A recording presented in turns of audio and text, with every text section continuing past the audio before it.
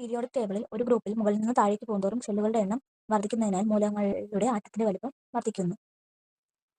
ഇനി പീരിയോഡിക് ടേബിളിൽ പീരീഡിൽ ഇടത്തു നിന്ന് വലത്തോട്ട് പോകുന്നതോറും ആറ്റത്തിന്റെ വലിപ്പം കുറയുന്നു. അപ്പൊ ഒരു പീരിയോഡിക് ടേബിള് ഗ്രൂപ്പിൽ മുകളിൽ നിന്ന് താഴോട്ട് പോകുന്നതോറും ആറ്റത്തിന്റെ വലിപ്പം വർദ്ധിക്കുകയാണ് ചെയ്യുന്നത്. അതെന്തുകൊണ്ടാണ്? ഷെല്ലുകളുടെ എണ്ണം വർദ്ധിക്കുന്നത് കൊണ്ട്. എന്നാൽ ഇതിന്റെ പീരിയഡിൽ ഇടത്തു നിന്ന് വലത്തോട്ട് പോകുന്തോറും ആറ്റത്തിന്റെ വലിപ്പം കുറയുകയാണ് ചെയ്യുന്നത്. ന്യൂക്ലിയസിന്റെ കേന്ദ്രം മുതൽ ഏറ്റവും പുറത്തെ ഷെല്ലിലേക്കുള്ള ദൂരമാണ് ആറ്റോമിക ആരം. അപ്പൊ എന്താണ് ആറ്റോമിക ആരം? ന്യൂക്ലിയസിന്റെ കേന്ദ്രബിന്ദു മുതൽ ഏറ്റവും പുറത്തെ ഷെല്ലിലേക്കുള്ള ദൂരമാണ് ആറ്റോമിക ആരം. വാതകാവസ്ഥയിലുള്ള ഒരു ആറ്റത്തിന്റെ ബാഹ്യചാലക ഷെല്ലിലെ ഏറ്റവും ദുർബലമായി ബന്ധിച്ചിരിക്കുന്ന ഇലക്ട്രോണിനെ സ്വതന്ത്രമാക്കാൻ ആവശ്യമായ ഊർജ്ജമാണ് അയോണീകരണ ഊർജ്ജം.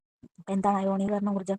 വാതകാവസ്ഥയിലുള്ള ഒരു ആറ്റത്തിന്റെ ബാഹ്യതമ ഷെല്ലിലെ ഏറ്റവും ദുർബലമായി ബന്ധിച്ചിരിക്കുന്ന ഇലക്ട്രോണിനെ സ്വതന്ത്രമാക്കാൻ ആവശ്യമായ ഊർജ്ജമാണ് അയോണീകരണ ഊർജ്ജം. വാതകാവസ്ഥയിലുള്ള ഒരു ആറ്റം അതിന്റെ ബാഹ്യതമ ഷെല്ലിലെ ഏറ്റവും ദുർബലമായി ബന്ധിപ്പിച്ചിരിക്കുന്ന ഒരു ഇലക്ട്രോണിനെ സ്വതന്ത്രമാക്കാൻ ആവശ്യമായ ഊർജ്ജമാണ് അയോണീകരണ ഊർജ്ജം. ഒന്നുകൂടെ പറഞ്ഞ ഒരു ആറ്റത്തിലെ ബാഹ്യതമ ഷെല്ലിലെ, അതായത് വാതകാവസ്ഥയിലുള്ള ഒരു ആറ്റത്തിന്റെ ബാഹ്യതമ ഷെല്ലിലെ ഏറ്റവും ദുർബലമായിട്ട് ബന്ധിപ്പിച്ചിരിക്കുന്ന ഒരു ഇലക്ട്രോണിനെ സ്വതന്ത്രമാക്കാൻ ആവശ്യമായ ഊർജ്ജമാണ് അയോണീകരണ ഊർജ്ജമാണ്. അയോണീകരണ ഊർജ്ജത്തെ ആശ്രയിക്കുന്ന ഘടകങ്ങൾ ഏതൊക്കെയാണ്? ന്യൂക്ലിയർ ചാർജ്, ആറ്റത്തിന്റെ വലിപ്പം. ന്യൂക്ലിയർ ചാർജ്, ആറ്റത്തിന്റെ വലിപ്പം ഇവയാണ് അയോണീകരണ ഊർജ്ജം ആശ്രയിക്കുന്ന ഘടകങ്ങൾ. ന്യൂക്ലിയർ ചാർജ്, ആറ്റത്തിന്റെ വലിപ്പം. അയോണിക ഊർജ്ജം ആശ്രയിക്കുന്ന ഘടകങ്ങൾ ന്യൂക്ലിയർ ചാർജ്, ആറ്റത്തിന്റെ വലിപ്പം. ആറ്റത്തിന്റെ വലിപ്പം കൂടുമ്പോൾ അയോണീകരണ ഊർജ്ജം കുറയുന്നു. അപ്പം ആറ്റത്തിന്റെ വലിപ്പം കൂടുമ്പോൾ അയോണീകരണ ഊർജ്ജം കുറയുന്നു. അയോണീകരണ ഊർജ്ജം എന്താണ്? ബാഹ്യതമ ഷെല്ലിലെ ഏറ്റവും ദുർബലമായി ബന്ധിച്ചിരിക്കുന്ന ഇലക്ട്രോണിനെ സ്വതന്ത്രമാക്കാൻ ആവശ്യമായ ഊർജ്ജമാണ് അയോണിക ഊർജ്ജം. അപ്പോൾ ആറ്റത്തിന്റെ വലിപ്പം കൂടുമ്പോൾ അയോണീകരണ ഊർജ്ജം കുറയുന്നു. ഒരു ഗ്രൂപ്പിൽ നിന്ന് മുകളിൽ നിന്ന് താഴോട്ട് വരുന്തോറും ആറ്റത്തിന്റെ വലിപ്പം കൂടുന്നതിനാൽ അയോണീകരണ ഊർജ്ജം കുറയുന്നു. അപ്പോൾ മുകളിൽ നിന്ന് താഴോട്ട് വരുമ്പോൾ ഗ്രൂപ്പിൽ അയോണീകരണ ഊർജ്ജം കുറഞ്ഞാണ് വരുന്നത്. അതെന്താണ്? അപ്പം പെട്ടെന്ന് ആറ്റത്തിന്റെ വലിപ്പം കൂടുമ്പോൾ അത് പെട്ടെന്ന് നമുക്ക് ഇലക്ട്രോണിനെ സ്വതന്ത്രമാക്കാൻ പറ്റത്തില്ല. അപ്പോൾ അതുകൊണ്ടാണ് അയോണീകരണ ഊർജ്ജം പീരീഡിൽ ഗ്രൂപ്പിൽ മുകളിൽ നിന്ന് താഴോട്ട് വരുമ്പോൾ ആറ്റത്തിന്റെ വലിപ്പം കൂടുന്നതിനാൽ അയോണീകരണ ഊർജ്ജം കുറയുന്നു. അതേസമയം പീരീഡിൽ ഇടത്തുനിന്ന് വലത്തേക്ക് എന്താണ്? അയോണീകരണ ഊർജ്ജം കൂടുകയാണ് ചെയ്യുന്നത്. കാരണം ആറ്റത്തിന്റെ വലിപ്പം കുറവല്ലേ. ആറ്റത്തിന്റെ വലിപ്പം കുറയുന്നതോറും അയോണീകരണ ഊർജ്ജം കൂടുകയാണ് ചെയ്യുന്നത്. പീരിയോഡിക് ടേബിളിലെ ഗ്രൂപ്പുകളിൽ നിന്ന് മുകളിൽ നിന്ന് താഴോട്ട് വരുന്നതോറും പൊതുവെ ലോ സ്വഭാവം കൂടി വരുന്നു.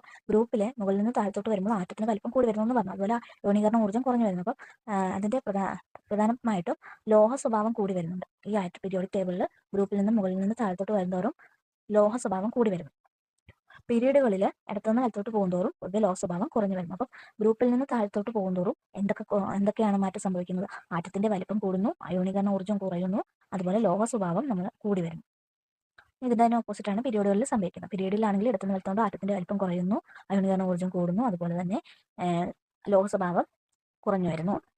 പീരിയോഡിക് ടേബിളിൽ ഒരു ഗ്രൂപ്പിൽ നിന്ന് മുകളിലേക്ക് താഴേക്ക് പോകുന്തോറും ഇലക്ട്രോ നെഗറ്റിവിറ്റി കുറഞ്ഞു വരുന്നത്. അപ്പോൾ ഗ്രൂപ്പിൽ മറ്റൊരു പ്രത്യേകത, ഗ്രൂപ്പിൽ നിന്ന് താഴേക്ക് പോകുന്തോറും ഇലക്ട്രോ നെഗറ്റിവിറ്റി കുറഞ്ഞാണ് വരുന്നത്. അപ്പോൾ പീരിയോഡിക് ടേബിളിൽ ഇടത്തുനിന്ന് വലത്തോട്ട് പോകുന്തോറും ഇലക്ട്രോ നെഗറ്റിവിറ്റി കൂടി വരുന്നു. അപ്പോൾ ഇലക്ട്രോണുകൾ വിട്ടുകൊടുത്ത് പോസിറ്റീവ് അയനുകളായി മാറുന്നതിനാൽ ലോഹങ്ങൾ അറിയപ്പെടുന്ന ഇലക്ട്രോ പോസിറ്റീവ് മൂലകങ്ങളാണ്. അപ്പം ഗ്രൂപ്പിൽ മുകളിൽ നിന്ന് താഴത്തോട്ട് വരുന്തോറും എന്തൊക്കെയാണ് മാറ്റങ്ങൾ വരുന്നത്? ആറ്റത്തിന്റെ വലിപ്പം കൂടി വരുന്നു, അതുപോലെ അയോണീകരണ ഊർജ്ജം കുറഞ്ഞു വരുന്നു, അതുപോലെ ലോഹ സ്വഭാവം കൂടി വരുന്നു, പിന്നെന്താ ഇലക്ട്രോ നെഗറ്റിവിറ്റി കുറഞ്ഞു വരുന്നു. ഇനി പീരീഡല്ലാണെങ്കിലോ ആറ്റത്തിന്റെ വലിപ്പം കുറഞ്ഞു വരുന്നു, അതുകൊണ്ട് അയോണീകരണ ഊർജ്ജം കൂടി വരുന്നു, അതുപോലെ തന്നെ ലോഹ സ്വഭാവം കുറഞ്ഞു വരുന്നു, അതുപോലെ ഇലക്ട്രോ നെഗറ്റിവിറ്റി കൂടി വരുന്നു. ഇനി ഇലക്ട്രോണുകളെ വിട്ടുകൊടുത്ത് പോസിറ്റീവ് അയണുകളായി മാറുന്നതിനാൽ ലോഹങ്ങളെ പറയുന്ന വേറൊരു പേരാണ് ഇലക്ട്രോ പോസിറ്റീവ് മൂലകങ്ങൾ. അപ്പോൾ ഈ ലോഹങ്ങൾ എന്ന് പറഞ്ഞാൽ ലോഹ സ്വഭാവം കൂടി വരുന്നു എന്ന് പറഞ്ഞല്ലോ. അപ്പോൾ ലോഹ സ്വഭാവം